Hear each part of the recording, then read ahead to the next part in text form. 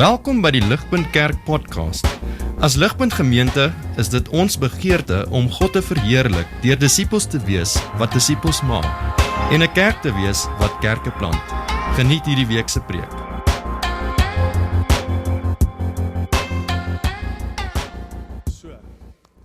Soos wat ek hierdie preek geskryf het my kop gegaan na 'n afloswedloop toe. Okay, soos 'n relay race. Dis min goed so stresvol, wel, dis klaar stresvol genoeg om in die hoërskool te wees. Dan is daar die stres van om voor jou hele skool 'n aflosresies te moet hardloop. Okay.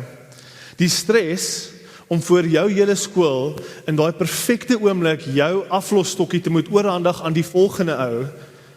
En as jy dit nie vinnig en smooth en reg doen, perfek terwyl jy volspoed hardloop nie, as jy dit nie dan so doen nie, dan weet jy gaan die resies verloor. As jy nie daai stokkie in die volgende ou se hande plaas op die regte tyd nie, as jy hom fumble, as jy hom laat val, nie net verloor jy die resies nie, maar jou skool haat jou. Okay, kan julle sien ek praat uit ervaring uit. Okay. En soos as ons hieraan dink, as ons dink aan daai aflosstokkie oorhandig, vanoggend gaan ons praat oor hoe dit lyk om die aflosstokkie van die evangelie oor te handig. Kyk, die storie van Christendom is 'n storie van 'n afloswedloop, waar elke gelowige bestaan, en net hier, julle sit net hier, jy bestaan net hier vandag, omdat iemand anders, 'n ander gelowige, het ergens vir jou 'n stokkie gepaas. Hierdie afloswedloop vind al vir die laaste 2000 jaar plaas, al die pad terug, tot die oorspronklike 12 en terug self dan na Jesus toe. Jesus het vir Petrus geroep. Petrus het sy broer geroep. Volgende oomblik vat Petrus en sy broer Jesus na hulle gesin toe. Die oomblik daarna sien ons Petrus preek skielik aan 'n hele skare die evangelie. Hy paas heeltyd die stokkie aan. En so het dit aangegaan. Die stokkie word aangepas tot dit by ons uitgekom het, tot dit by jou uitgekom het. Om die boodskap aan te pas in Christendom is fundamenteel. Dit is ons bestaansrede, so te sê.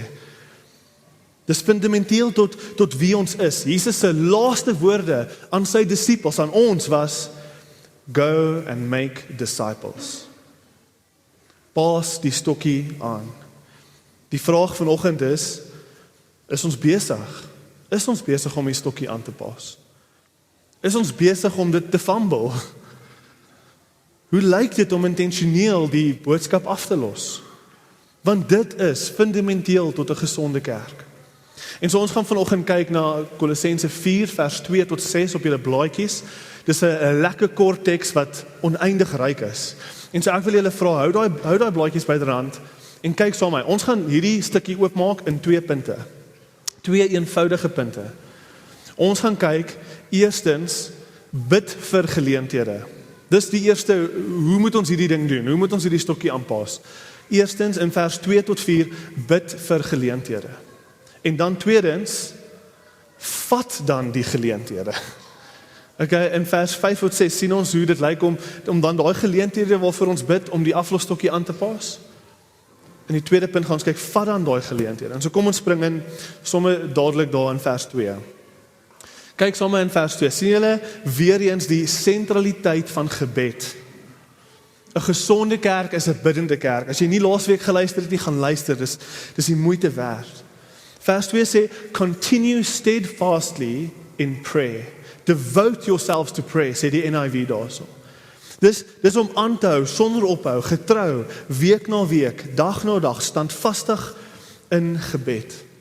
En soos Poen laasweek genoem het, dis broodnodig, dis essensieel. Paulus sit die woorde by, being watchful in prayer, being watchful in thanksgiving. So wat moet deel wees van ons gebede? Being watchful, alert, sê die NIV daar vir julle. Dit wys ons iets van net hoe deurdrenk ons lewens moet wees in gebed. Hierdie is nie bloot net stilte tyd nie, al is dit hoe belangrik. Hierdie is watchful, hierdie is alert. Jy is op soek na geleenthede om gebed in jou dag in te bring. Jy is altyd, kan ek nou bid? Kan ek nou bid? Is hierdie 'n goeie geleentheid? Jy is watchful, jy is heeltyd alert. Being watchful in it with thanksgiving. Soekend. In elke situasie kan ek nou dankie sê. Kan ek nou dankie sê? In elke moeilike situasie waar ek twyfel of sukkel of oorweldig is, stop. Moenie net aangaan nie, wees watchful. Sien raak, hierdie is 'n geleentheid vir my om te bid. Hierdie is 'n geleentheid vir my om nie staat te moet maak op myself nie, maar ek kan bid. Ek kan staat maak op my hemelse Vader. Praying constantly, devote yourself to prayer. Sien jy wat Paulus hier beskryf? Ek wil vinnig herhaal wat Poen laasweek genoem het oor Acts. Acts is 'n klein rympie wat ons sê om ons te help om te weet hoe ons kan bid. Acts sê vir ons, wanneer jy bid, adore, confess, thanksgive in supplicate of supplication. Dis prys die Here, bely jou sondes, sê dankie en vra, supplicate, vra vir wat jy nodig het. En Paulus sê, devote yourselves to prayer. Oral waar jy geleentheid kry, acts, adore, confess, thanksgive, supplicate. En hier's vir ons teks nou skielik so 'n bietjie van ons 'n sidestep gee. Hy draai so 'n bietjie. Want van hier af aan gaan die teks vir ons sê, so belangrik soos wat dit is vir ons om te sien dat gebed moet deel wees van ons lewens. So belangrik soos wat dit is. Vanoggend sê Kolossense 4 vir ons, gebed is nie eerste vir jou gegee, vir jou struggles nie. Gebed is nie eerste vir jou gegee, vir jou gemak nie. Gebed is nie eerste vir jou gegee, vir wat jy persoonlik nodig het, eerste nie. Dit is deel van gebed. Dis deel van gebed. Maar gebed is eerste vir ons gegee, vir ons mission. Gebed is eerste vir ons gegee, vir ons mission. Vir die verspreiding van die evangelie. Gebed, voel ek, soos wat ek hierdie teks lees, dis in baie gevalle die vergete bestanddeel van evangelisasie. Hoor weer wat sê Paulus hier, lees saam my. Hy sê, pray for us too. Sien julle dit? That God may open a door for our message so that we may proclaim the mystery of Christ, for which I'm in chains. In vers 4, pray that I may proclaim it clearly, as I should. En wat my verbaas het, is die sentraliteit van gebed in evangelisasie. Daar's soveel ander verse wat hieroor praat. En ergens dink ek, ons mis dit. Kyk vandag, Thessalonicense 3 vers 1. Pray for us that the message of the Lord may spread rapidly and be honored just as it was with you. Ephesians says, pray for me that whenever I speak, words may be given to me so that I may fearlessly make known the mystery of the gospel, for which I am an ambassador in chains. Pray that I may declare the gospel fearlessly as I should. Handelinge 4:31. Hierdie is waar die kerk die eerste keer vervolg word. Hulle het rede om nie die evangelie te moet deel nie. Hulle kan bang wees, hulle kan onttrek, maar hoor wat bid hulle. After they prayed, okay, the place where they were meeting was shaken. After they prayed, and they were all filled with the Holy Spirit and spoke the word of God boldly. Ek herhaal myself, maar ek dink ons moet dit hoor.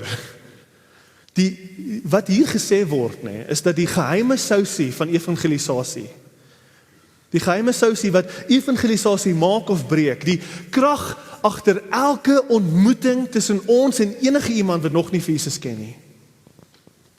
Die een ding wat kan maak dat selfs die hardste hart kan smelt voor ons, daai een ding is gebed.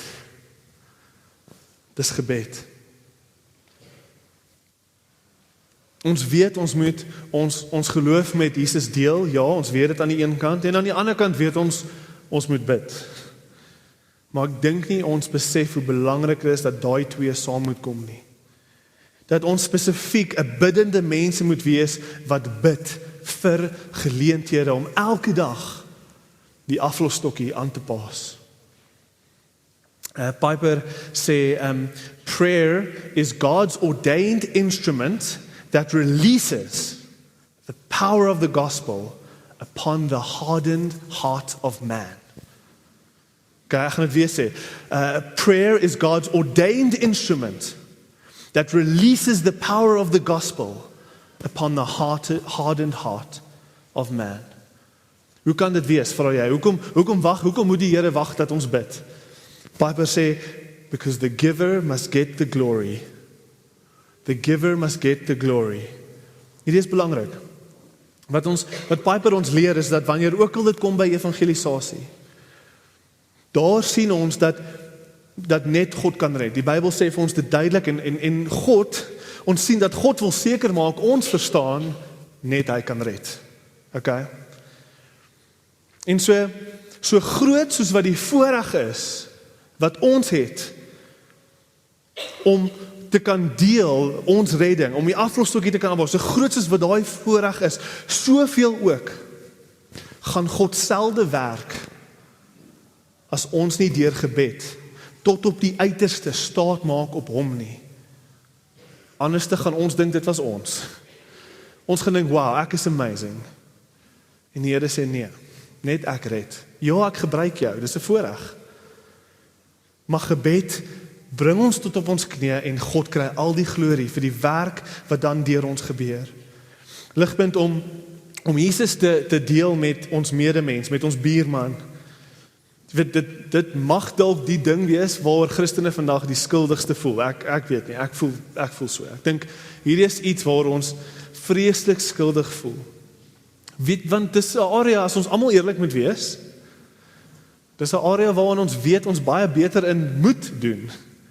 Nie kan doen, nie moet doen. Dis 'n area waar ons beter moet doen. Maar ek sê weer, die punt hier is, Kolossense 4 sê, ons moet smeekend bid. Ons moet hier begin. So skuldig soos wat ons voel, ons moet begin met gebed. Sonder die vuur en vlam van gebed, gaan ons selde die vuur en vlam hê, om te kan uitpraat oor wat Jesus vir ons beteken. Spesifiek, as jy mooi kyk in vers 4, vra Paulus vir twee goed. Hy sê, maak 'n deur oop, open a door. So hy bid vir geleenthede, nee? Hy bid vir 'n oop deur, 'n geleentheid. Maar dan bid hy ook vir clarity, vers 4. Dat hy duidelik sal praat oor die evangelie, wanneer die Here vir hom daai evangelie gee. So waarvoor bid hy spesifiek? Hy sê in gebed, Vader, gee vir ons 'n geleentheid daagliks om die evangelie te deel op die regte tyd vir die regte persoon in die regte omstandighede, so duidelik as wat U my moontlik kan gebruik om daai aflosstokkie oor te handig. Dis waar ons moet begin. Daai gebed moet ons almal se gebed wees by Ligpunt. En vir 'n oomblik, imagine net gou, as ons elke liewe een, elke dag daai spesifieke gebed bid. Here, gee vir my die geleentheid, maak vir my 'n deur oop, elke dag, om die evangelie duidelik te deel op die regte tyd vir die regte persoon in die regte omstandighede. As ons elke dag daai gebed bid, daai eenvoudige gebed bid, julle mense sal by die vensters uithang by hierdie kerk. Ons sal bars uit ons nate uit. Waar Ligpunt, dis waar. Okay, 'n gesonde kerk is 'n evangelie verkondigende kerk. Maar ons sukkel, né? Dis vir ons moeilik. Hierdie is nie so eenvoudig soos wat dit nou klink nie. Dis in daar buite, dis moeilik. Dalk is jy 'n bietjie spyt jy het kerk toe gekom vanoggend. Want jy weet nou jy moet met jou baas gaan praat oor Jesus. Maar ek weet ons sukkel met hierdie. Ek weet ons het baie skuldgevoelens. Ek weet hierdie is moeilik. So kan ek net hoor asseblief mooi wat ek probeer sê vanoggend. God se woord sê vir ons, ja, jy kan altyd meer doen en ja, jy moet heel moontlik meer doen. Maar kom ons begin hier. Kom ons begin om ons koue harte weer warm te bid vir ons verlore vriende, familie en kollegas. Kom ons bid dat ons 'n geleentheid sal kry daagliks om die evangelie duidelik te deel. En hoe meer ek daaroor dink, hoe moeiliker dat daar buite is, hoe meer besef ek, hoe kan ons hierdie sonder gebed probeer doen? Hoe kan ek dink dat ek op myself kan staat maak om iets so moeilik soos om die evangelie aan 'n harde hart te probeer deel en hom te probeer of haar te probeer oortuig? Hoe kan ek eers dink ons kan hierdie sonder gebed doen? Ek het 'n amazing quote gekry van George Mueller. Hy was 'n powerful evangelist in 1864 en daai tydperk 1860 en hy skryf hierdie is 'n voorbeeld van hoe dit lyk om daagliks te bid. Hy sê, I am now in 1864 waiting for certain blessings, okay? For which I have daily besought him for 19 years and 6 months without 1 day's intermission. So hy bid al elke dag vir 19 jaar en 6 maande sonder ophou. Still the full answer is not yet given concerning the conversion of certain individuals. Dis wat hy bid. In the meantime, I have received many thousands of answers to prayer. En hy gaan aan, as jy die res van sy autobiografie lees, gaan hy aan en hy sê, hy bid nou nog vir mense wat nog nie gered is nie. Maar soos wat hy hierdie massiewe lysie het van mense waarvan al vir 19 jaar bid, skryf hy hoe daar duisende al tot redding toegekom het. Duisende. Ek vra jou,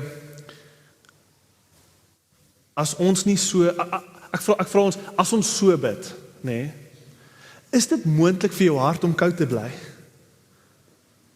As jy so bid, dat die evangelie moet deur die hardste van harde breek in jou lewe,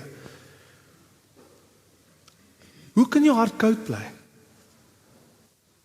Hoe kan jou hart in daai oomblik wat jy die geleentheid kry om met daai persoon te bid, hoe gaan jou hart nie iets wil sê as jy vir 19 jaar al bid vir daai persoon? Dis nie moontlik nie, okay?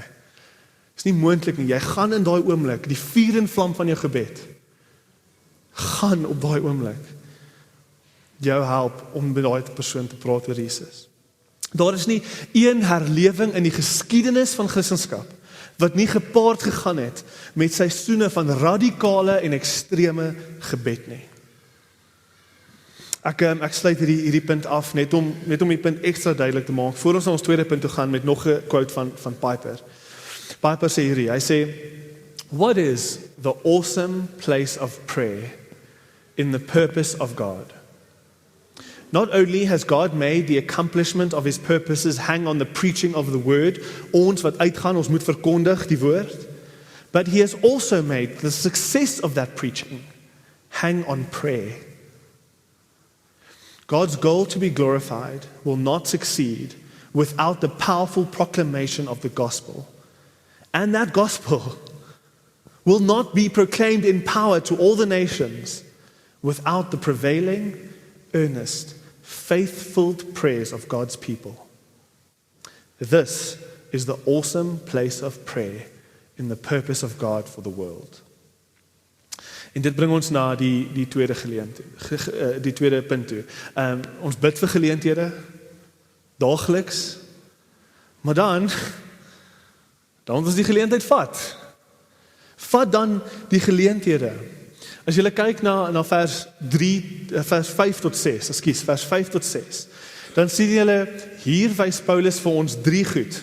Okay, 3 goed om ons te help om die geleenthede te vat wat die Here vir ons gaan gee. Want dis wat gaan gebeur. Okay, jy gaan bid vir geleenthede en dan gaan die Here vir jou geleenthede gee. Hy gaan vir jou die deure oopmaak want hy is meer passievol oor hierdie as wat ons is, okay? En so hierdie is die 3 goed wat Paulus vir ons gee om die geleentheid te vat. Hy sê, kyk saam met vers 5, hy sê, act wisely towards unbelievers. Tweedens, making the most of every opportunity. Derdens, knowing how to answer everyone. Vers 6. Okay? Daai is die 3 goed wat ons gaan help om die geleentheid te vat. Act wisely towards outsiders, making the most of every opportunity, knowing how to answer everyone. So kom ons begin by die eerste ene. Act wisely towards outsiders. So kom ons almal erken gou, né? As Paulus praat van 'n wyse manier om Jesus te deel met verlore vriende, familie en kollegas, dan behoort dit vir ons obvious te wees dat daar 'n onwyse manier is. As daar 'n wyse manier is daar 'n onwyse manier. En ek dink baie keer voel ons dit aan, baie keer het ons onnodige skuldgevoelens, want ons het 'n baie weird prentjie van hoe evangelisasie lyk. En ek dink ons sukkel gedeeltelik, want ons prentjie van evangelisasie is 'n onwyse prentjie van evangelisasie. En ons voel dit aan, dit kan nie reg wees nie. Dit kan nie reg wees om daai tipiese Bible bashing, konfronterende, amper aanvallende manier van Jesus deel. Dit kan nie, ons weet in ons harte. Dis hoekom ons dit dalk nie doen nie, want ons dink dis hoe dit moet lyk. En ek vra julle is, hoe is daai aanvallende manier van om Jesus te deel? Hoe oortuig dit mense van Jesus se liefde? Het dit al gewerk? Ek is seker dit het al, want God is genadig. Maar is dit die wysste manier? Ek glo nie. Verteenwoordig, ek noem dit cold calling evangelism, okay, dis wat ek dit noem, want jy weet, jy loop op iemand af wat jy nog nooit mee gepraat het nie, en jy cold call hulle, jy spring op hulle uit die bloute uit, en jy soos, hier is die feite, chom, turn or burn, hier is die feite, okay, my vraag is, verteenwoordig dit opreg die evangelie? Nee, dit doen nie. Gee dit vir daai persoon 'n idee van die nuwe lewe waarna toe jy hulle roep? Ja, dit doen. Dis net 'n baie aanvallende, aggressiewe nuwe lewe waarna toe jy hulle roep. In vers 6 sê Paulus, hoe mooi is hierdie woorde in vers 6? Let your conversation be full of grace, seasoned with salt. En is daai manier full of grace? Nee. Kyk, ek sê nie ons moet nie eerlik wees en ons moet eerlik wees. Ek sê nie ons moet nie eerlik wees nie.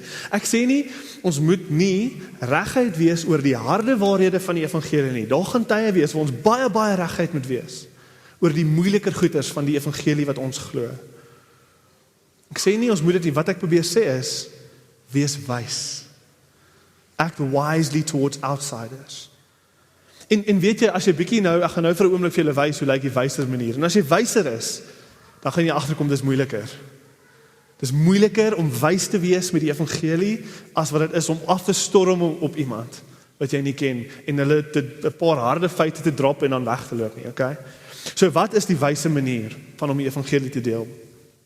In Michael Green se uitstekende boek, okay, Evangelism in the Early Church, gaan pak hy uit hoe het die evangelie so vinnig versprei in Handelinge en in die vroeë kerk.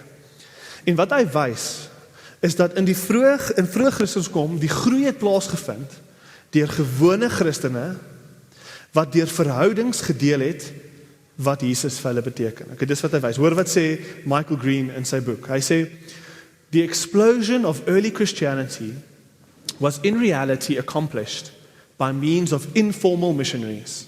That is, Christian lay people, normale mense, nie dominees nie, okay?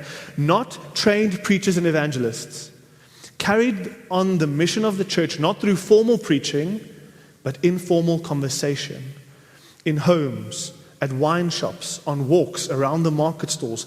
They did it naturally, enthusiastically, having found the treasure, they meant to share it with others to the limit of their ability.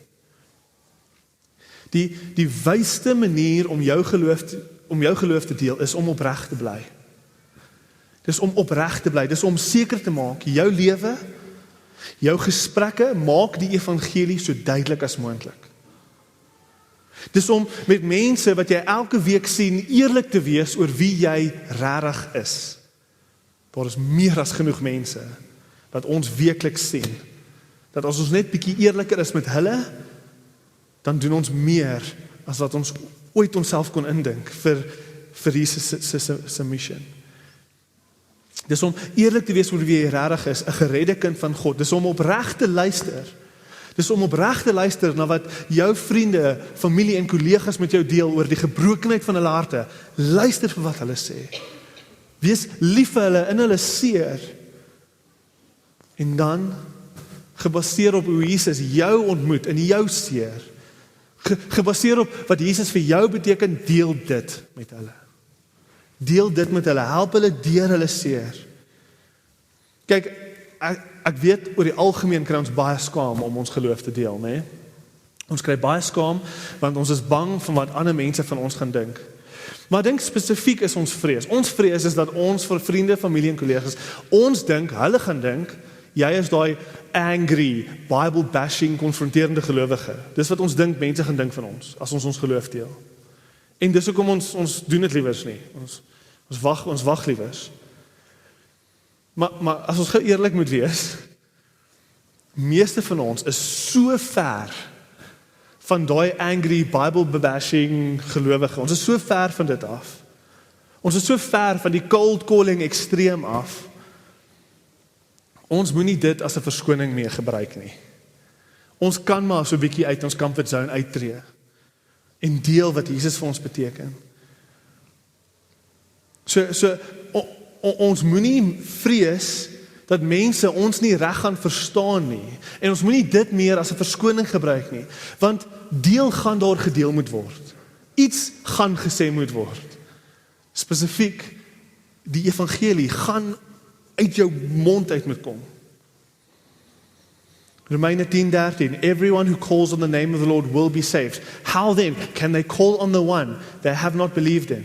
And how can they believe in one whom they have not heard? And how can they hear without someone preaching to them? Gedeel gaan daar gedeel moet word. Maar hier is die punt is, as ons net vir 'n oomblik, moet dink aan, kom ons haal evangelisasie gou van die tafel af. Haal dit gou, ons praat nie meer daaroor nie, vir die volgende minuut, ek kan praat nie meer daaroor nie. As ek net na jou moet kom, en ek vra vir jou, sê net gou vir my, wat beteken Jesus vir jou? Sê net gou vir my, reguit, wat beteken Jesus vir jou? En jy sê vir my, sjoe, Johan, my lewe was 'n wrak. My lewe was 'n wrak. Iemand het uitgereik, iemand het vir my gebid, iemand het my kerk toe genooi. Ek het bidend begin vra dat Jesus my sou red. Ek het bietjie meer begin kerk toe kom. En ek het baie met daai pel begin praat oor geloof. En weet jy wat, my lewe is nou glad nie meer dieselfde nie. Weet jy wat, Johan? Jesus het my lewe verander. En ek is nie meer dieselfde. Hy het my huwelik gered. Hy het my verlos van my verslawing. Hy het my eensaamheid weggevat en aan. En ek, dis wat jy gaan sê vir my as ek jou net moet vra, wat beteken Jesus vir jou? Daai is jou opregte liefde en waardering vir Jesus. Wat kan moontlik fout wees daarmee? Om dit te deel met jou vriende, terwyl jy 'n bier drink na werk en bietjie dieper gesels oor geloof. Wat kan moontlik fout wees daarmee? Sien julle, ons moet deel. Ons moet deel. En weet jy, as jy so deel, gaan niemand jou ooit ervaar as konfronterend en Bybel. Dis 'n verskoning. Sit daai bietjie weg. Dis nie wat hier aangaan nie. Jy wat opreg jou hart deel en jou waardering vir Jesus deel met jou pelle. Daar word julle in elk geval saam kuier. Dit is wat hier aangaan. Daai pad wat jy stap met daai mense, dit is die wysste manier om jou geloof te deel met jou vriende. Maak Jesus meer en meer deel van jou lewe en soos wat hy jou lewe ryker en makliker en dieper maak, deel daai ervarings met jou vriende en met jou familie en jou kollegas, soos wat hulle met jou kom deel oor hulle worstelinge en seertye ensovoorts. Keller deel dit regtig goed. Hy sê dit so. Hy sê, it is informal but sustained relationships and conversation that will become more important in our increasingly secular world. As many Christian beliefs are highly offensive to people, as was the case in the first century, now as then, most people won't show up to hear Christian public speakers. Movement toward Christian belief will have to be personal, organic, and incremental, stadig. We must question our friends' working answers about meaning, morality, identity, and hope. Ons moet deel. Ons moet die harde waarhede deel. We must also take time to answer their questions about Christianity. How do we do this?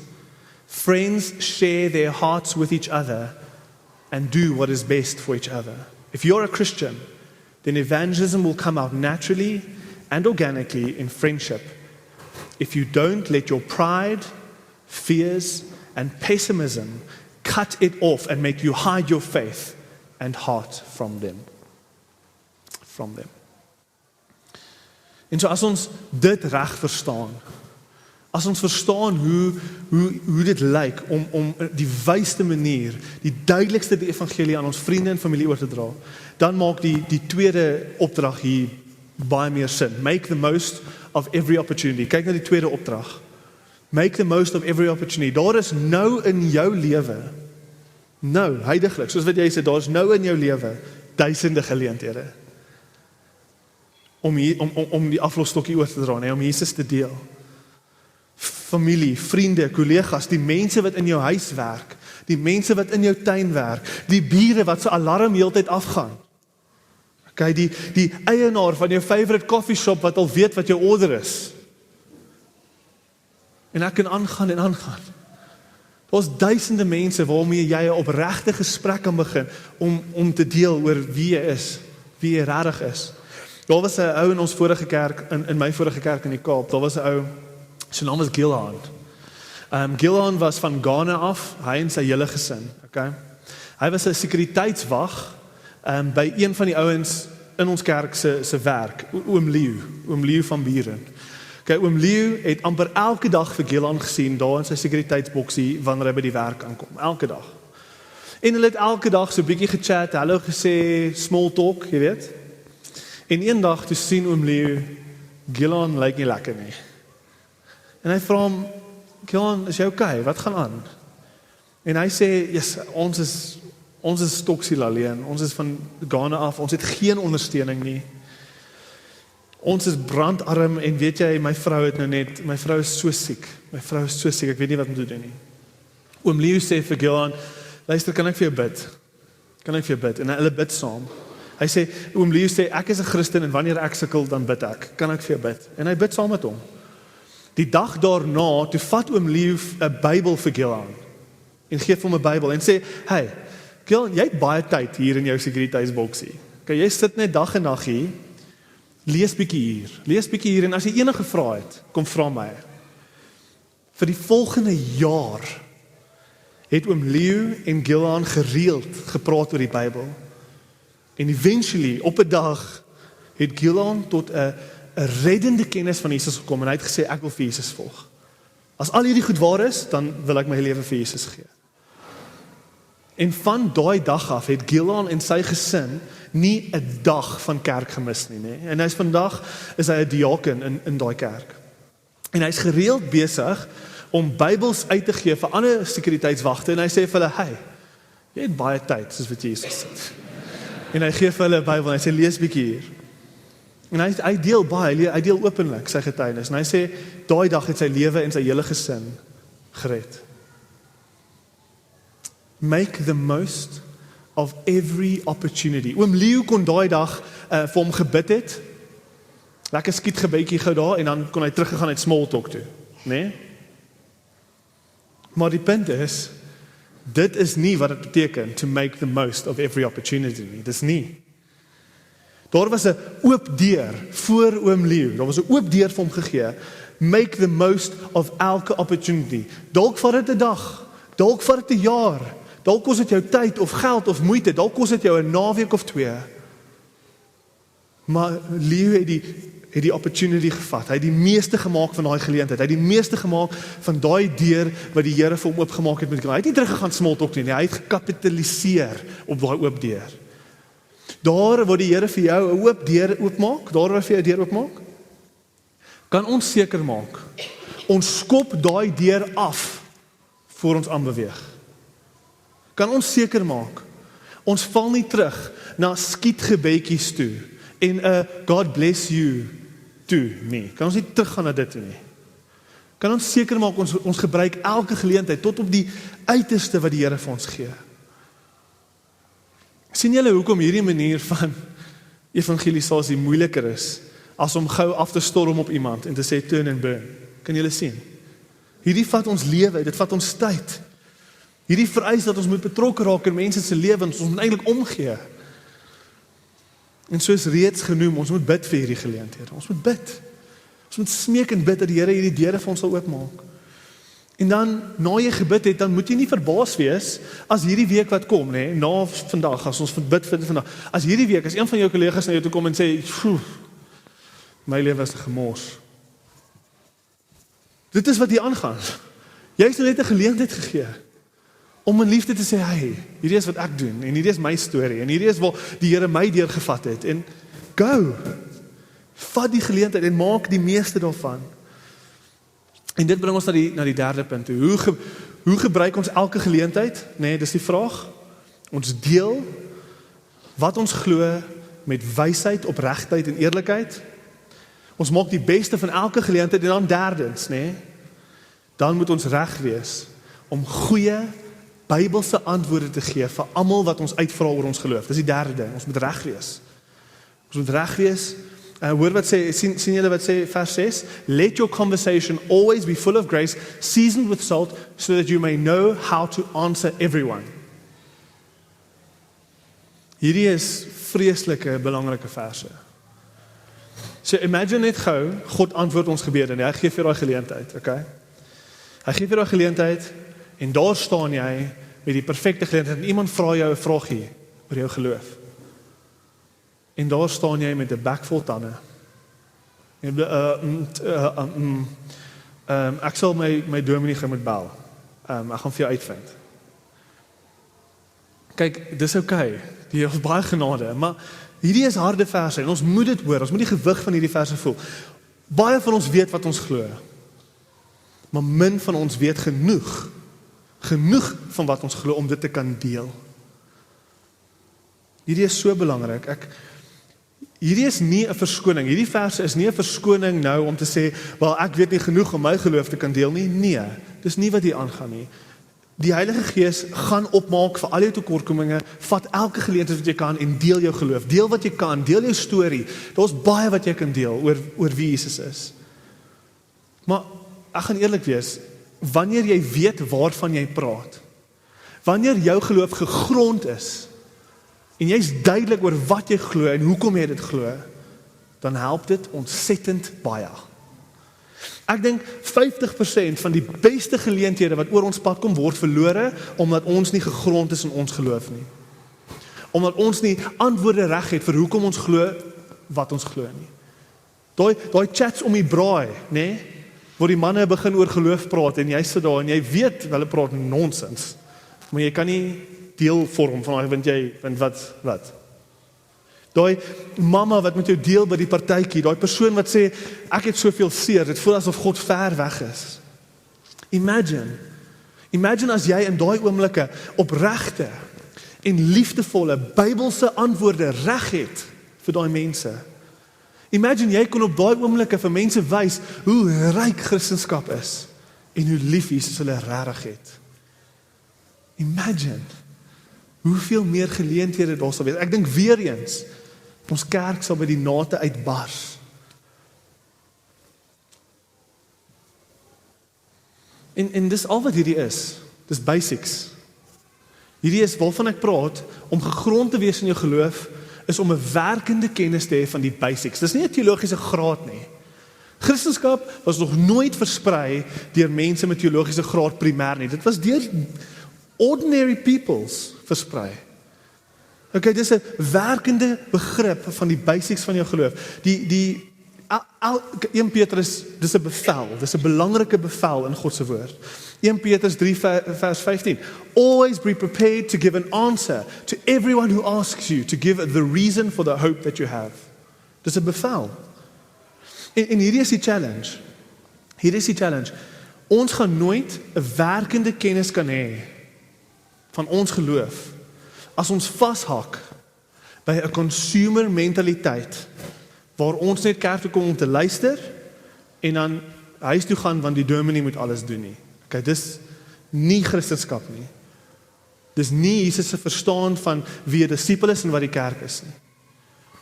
En ons gaan nooit die moeite doen om daai werkende kennis op te bou nie. Weet jy wat 'n great boek wat jy kan gaan lees? John Stott's A Basic Christianity. Okay, John Stott's A Basic Christianity gee vir jou 'n solid werkende kennis van jou geloof. Maar jy gaan nooit die tyd daarvoor maak, as die verantwoordelikheid om die aflosstokkie nie solidly by jou lê nie. As dit die ou wat daar voor is se werk is, want hy het al die kennis, nee, hy weet wat hy doen. As dit net ons werk is wat hier voor staan, en julle dra nie die burden van om disciples te wees, dan gaan jy nooit die moeite doen om John Stott se boek te gaan lees. Die Bybel sê vir ons is eerste disciples. En dan is ons CA's, ingenieurs, projekbestuurders, electricians, wat ook al. Jy is eerste 'n disipel daar waar jy werk. Jou eerste verantwoordelikheid kom teenoor die mission wat Jesus vir jou gegee het. Daarom, elke Sondag word jy hier uitgestuur as sendelinge. Almal van ons word elke Sondag hier uitgestuur. So 'n ouer wyser oom het hierdie illustrasie gebruik en dis so behulpsaam. Hy het gesê verbeel gou 'n spons, nee, jy sit 'n spons in die water en dan suig hy al die water op. En dan sê hy, nou jy los daai spons in die water. En jy los hom dan vir 'n lang ruk vol van water. Wat dan gaan gebeur met daai spons is hy gaan begin verteer. Hy gaan letterlik broos raak en hy gaan begin uitmekaar uitval. Maar dan sê hy, maar as jy 'n spons in die water sit en jy gebruik hom en hy word vol water gesuig en dan word hy uitgedruk soos wat jy hom gebruik en dinge was ensovoorts. En dan sit jy weer terug in die water en dan druk jy hom weer droog soos wat jy hom gebruik.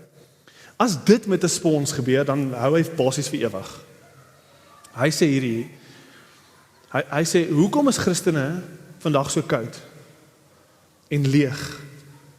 Hoekom voel soveel Christene asof hulle geloof geplateau het?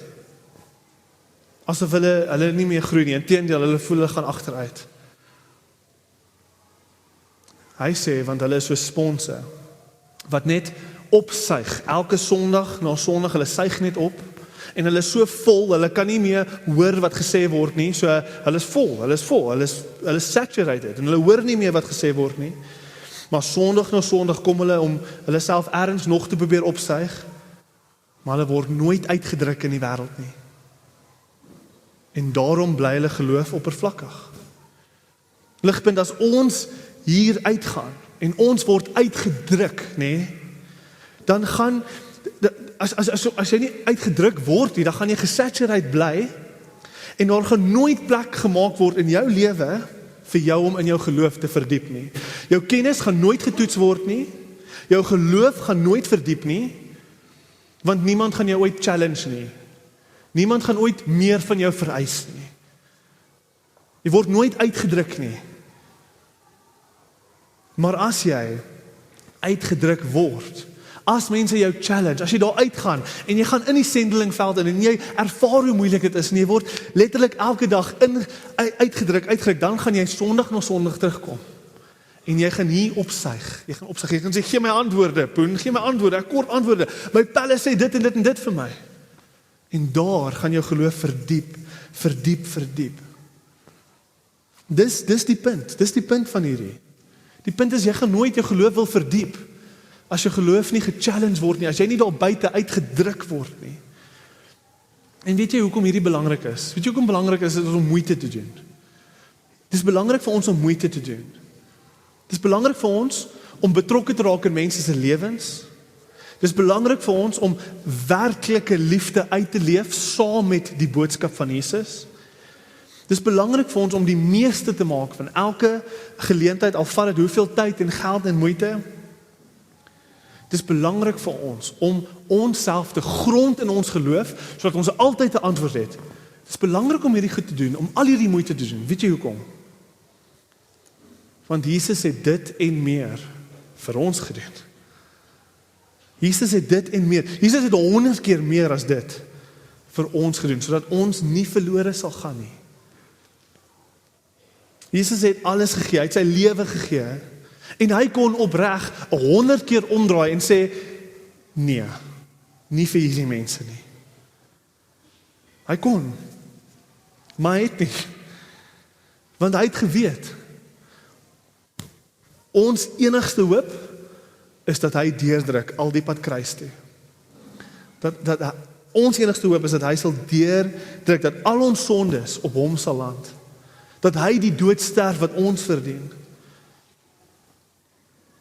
dat ons die dood sal oorwin deur die feit dat hy die dood oorwin het. Dit was ons enigste hoop. En hy het alles gegee. Sodat jy die nuwe lewe nou kan hê. Nou moet ons die aflosstokkie aanpas. Dis nou ons roeping, ons is disippels. Ek weet jy wil hierdie nie hoor nie, maar dis die harde waarheid van die belangrikheid van hierdie. Daar is mense nou in jou lewe wat uniek en spesiaal net oor jou pad gebring gaan word. En in daai oomblik is jy hulle enigste hoop tot die ewige lewe. In daai oomblik is jy hulle enigste hoop tot die ewige lewe, want jy het die boodskap. En die Here het hulle oor jou pad gebring. So Ligpunt, kom ons hoor opnuut hierdie opdrag. Kom ons hoor opnuut dat as ons elkeen uitgaan en ons verkondig die evangelie, dan is ons 'n gesonde kerk. Ek sluit af. Ek probeer altyd hierdie ergens in 'n preek inwerk. Okay, ek probeer altyd hierdie inwerk. Wanneer ek praat oor evangelisasie, wil ek hierdie quote in my preek hê. En ek gee nie eintlik om as ons dit 10 keer hoor nie. Ons moet dit dalk 100 keer hoor. Maar hoor net weer asseblief hierdie woorde van Charles Spurgeon. Okay, Charles Spurgeon het hierdie gesê: If sinners be damned, at least let them leap to hell over our dead bodies. And if they perish, let them perish with our arms wrapped about their knees, imploring them to stay. If hell must be filled, let it be filled in the teeth of our exertions, and let no one go unwarned and unprayed for. Amen. Kom ons bid saam. Almagtige God, Papa Vader, vanoggend is ons gebed presies waarvoor Paulus gesê het ons moet bid. Ons bid dat U aan ons harte sal openbaar wat ons ontvang het in Jesus. Ons bid dat U ons deure sal oral in ons lewens sal deure oopmaak om daai selfde ding wat ons ontvang het, Vader, om dit aan te pas. Om dit aan te pas. Help ons geef ons geleenthede weer. En help dat ons daar in daai geleenthede die evangelie duidelik nie net sal uitleef nie, maar duidelik sal deel. Vader, maak ons onmenslik wys teenoor die mense wat ons gaan teekom hierdie week, sodat ons opreg die duidelikste manier moontlik die evangelie kan uitleef teenoor hulle. So duidelik as moontlik die evangelie kan verkondig. Geef vir ons daai krag, die krag van die Gees. En dan vra ek laastens, Vader, geef ons die vuur en vlam om opnuut, so te sê, ons arms om hulle knieë te draai met passie en dringendheid om seker te maak. Ons maak die meeste van elke geleentheid. Doen daai werk nou in ons midde, bid ons in Jesus naam alleen. Amen. Vir meer inligting oor Ligpunt Kerk, besoek gerus ons webwerf op www.ligpunt.com of kontak ons gerus by info@ligpunt.com.